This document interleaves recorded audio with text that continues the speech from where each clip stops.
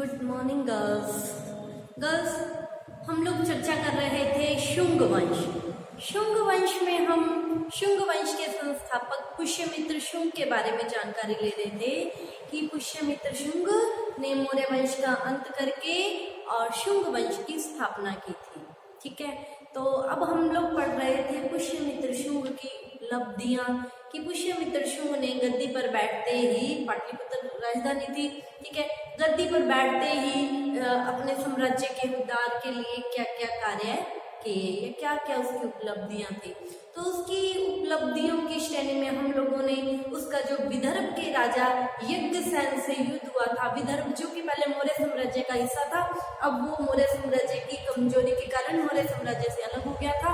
वहां पर यज्ञसेन नाम का राजा शासन कर रहा था, जिसने शुंगों की अधीनता स्वीकार करने से मना कर दिया था। और क्या किया, पुष्यमित्र शुंग ने उस पर आक्रमण किया और दोनों में युद्ध हुआ, जिसमें पुष्यमित्र शुंग विजयी रहा। पुष्यमित्र शुंग ने इस युद्ध के लिए अपने बेटे अग्निमित्र को नियुक्त किया था और इसके पश्चात यज्ञसेन ने शुंगों की अधीनता स्वीकार कर ली। विदर्भ को 2 भागों में बांट दिया, यज्ञसेन और माधवसेन। माधवसेन यज्ञसेन का चचेरा भाई था जो शुंगों के पक्ष में था। बाद में यज्ञसेन ने भी शुंगों की अधीनता स्वीकार कर ली। अतः विदर्भ को 2 भागों में बांट दिया था। एक भाग यज्ञसेन को दे दिया गया था और दूसरा माधवसेन को दे दिया गया था। तो हम लोगों ने विदर्भ विजय के बारे में पढ़ा।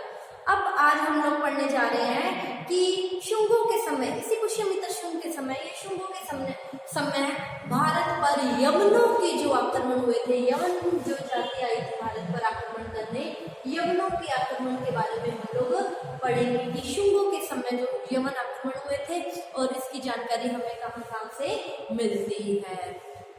ठीक है, तो देखिए, पुष्यमित्र शुंग के समय भारत पर यवनों का आक्रमण हुआ था। ठीक है, और इसके बारे में जो जानकारी हमें मिलती है वो कहाँ से मिलती है? वो जानकारी हमें पतंजलि के महाभाष्य से मिलती है। ठीक है, और पतंजलि कौन थे? पतंजलि पुष्यमित्र शुंग के राजपुरोहित थे। पुष्यमित्र शुंग के राजपुरोहित थे और उनके इस महाभाष्य नामक ये जो उन्होंने रचना लिखी है पतंजलि ने, महाभाष्य, इस रचना से हमें पता चलता है कि पुष्यमित्र शुंग के समय भारत पर यवनों के आक्रमण हुए। पुष्यमित्र शुंग के राजपुरोहित थे पतंजलि, अतः उन्होंने स्वयं इस युद्ध को देखा था और इस युद्ध का वर्णन उन्होंने अपनी किताब महाभाष्य में किया है। ठीक है, अब देखो, न केवल पतंजलि के महाभाष्य से हमें शुंगों के समय यवनों के आक्रमण की जानकारी मिलती है। ठीक है, गार्गी संहिता एक रचना है जिसके इतिहासकार के बारे में हमें कोई जानकारी नहीं मिलती है।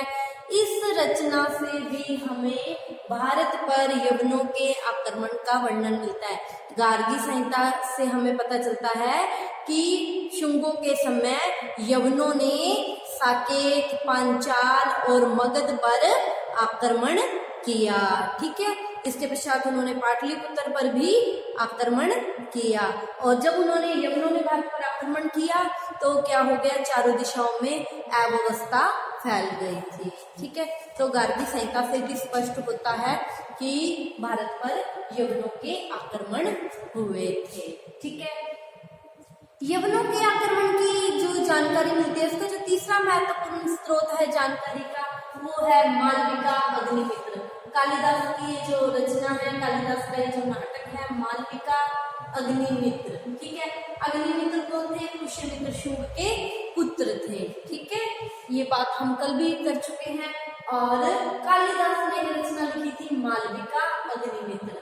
ठीक है, तो इस मालविका अग्निमित्र से भी स्पष्ट होता है कि मालविका अग्निमित्र से हमें ये जानकारी मिलती है कि पुष्यमित्र शुंग ने क्या करवाया था, अश्वमेध यज्ञ करवाया था।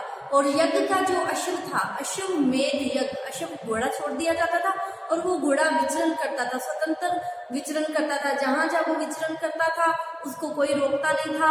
वो जगह जिस राजा का घोड़ा है उस राजा के अधीन हो जाता था। जो घोड़े को पकड़ लेता था, मतलब उस राजा उसने इस राजा की जिसका घोड़ा है उसके अधीनता स्वीकार करने से मना कर दिया और फिर दोनों का आपस में युद्ध होता था। ठीक है, तो मालविका अग्निमित्र से हमें जानकारी मिलती है, कालिदास का ये जो नाटक है इससे हमें जानकारी मिलती है कि पुष्यमित्र शुंग के समय अश्वमेध यज्ञ हुआ। ठीक है, और यज्ञ का जो अश्व था घूमता घूमता जब घूम रहा था तो यमनों ने क्या कर लिया था, इस घोड़े को पकड़ लिया। परिणाम स्वरूप क्या हुआ, युद्ध हुआ। मालविका अग्निमित्र से जानकारी मिलती है कि जो युद्ध हुआ था ये पुष्यमित्र शुंग के पुत्र वसुमित्र ने इस युद्ध में यवनों को पराजित किया था। अतः स्पष्ट होता है कि यवनों के भारत पर 2 आक्रमण हुए थे। ठीक है, और एक आक्रमण तो पुष्यमित्र शुंग के समय हुआ था और दूसरा उसके उत्तराधिकारियों के समय भारत पर यवनों का आक्रमण हुआ था। ठीक है, तो इन स्रोतों से हमें भारत पर यवनों के आक्रमण की जानकारी मिलती है। ठीक है, अब आता है अश्वमेध यज्ञ। देखो जो पुष्यमित्र शुंग था उसके अभिलेखों से हमें ये जानकारी, अयोध्या अभिलेख से वैसे हमें ये जानकारी मिलती है कि पुष्यमित्र शुंग ने यवनों को पराजित किया और पराजित करने के पश्चात उसने क्या किया था, ये अभी अब जैसे कि हम चर्चा कर चुके हैं कि पुष्यमित्र शुंग ने अश्वमेध यज्ञ करवाया था और यज्ञ का घोड़ा जब यवनों के द्वारा पकड़ लिया गया तो क्या हुआ था, युद्ध हुआ था। ठीक है, तो इससे स्पष्ट होता है कि इसने जैसे मौर्यों ने क्या किया था, बौद्ध धर्म ग्रहण कर लिया था, हिंदू धर्म पतन की कगार पर चला गया था और इसने क्या किया था, हिंदू धर्म जो पतन की कगार पर चला गया था, यज्ञ होने सब क्या हो गए थे, बंद हो गए थे। तो इससे स्पष्ट होता है कि इसने अश्वमेध यज्ञ करवाया, तो मतलब ब्राह्मण धर्म को इसने पोषण दिया। ठीक है, और जो पतंजलि थे वो इसके राजपुरोहित और इसने जो यज्ञ करवाया था, अश्वमेध यज्ञ करवाया था, इसके भी पुरोहित थे। ठीक है, मतलब इसके समय में हम कह सकते हैं कि ब्राह्मण धर्म का उद्धार हुआ था। मौर्यों द्वारा बौद्ध धर्म ग्रहण कर लेने के कारण जो ब्राह्मण धर्म पतन की कगार में चला गया था, ठीक है, वही ये जो पुष्यमित्र शुंग था ब्राह्मण धर्म का महान संरक्षक था। इसके शासनकाल में ब्राह्मण धर्म का उद्धार हुआ, यज्ञ होने शुरू हुए, पशुओं की बलियां दी जाने लगी, सूर्य की पूजा होनी शुरू हो गई। ठीक है, और देखो बौद्धों की भाषा पाली भाषा थी। ठीक है, तो बौद्ध धर्म उस समय मौर्यों के समय प्रगति की पराकाष्ठा पर था। अतः जो देवों की ब्राह्मणों की भाषा थी, संस्कृत भाषा, वो क्या हो चुकी थी, अब दुर्लभ हो चुकी थी। तो पतंजलि का जो महाभाष्य है संस्कृत में लिखा गया, पतंजलि ब्राह्मण थे। ठीक है, तो अब क्या हुआ, पुष्यमित्र शुंग के समय संस्कृत भाषा का जो महत्व था फिर से कायम होने लग गया। संस्कृत भाषा जो क्या हो गई थी, दुर्लभ हो गई थी, अब उसकी इस दुर्लभता को भी पुष्यमित्र शुंग ने क्या कर दिया, कम करवा दिया।